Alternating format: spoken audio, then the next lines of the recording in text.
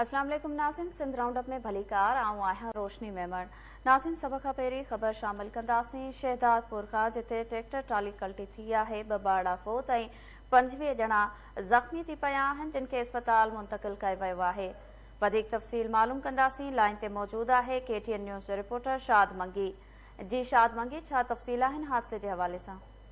जी रोशनी, Shahdadpur Sinjhoro road ते ॻोठ करीब वसाइण मां ट्रैक्टर ट्राली में सुवार थी शादी जे तक़रीब में विझड़ ॼाणियुनि जी भरियल ट्राली ओतो ट्रैक्टर जी टायर राड टुटण सबबि ग़लती थी पई।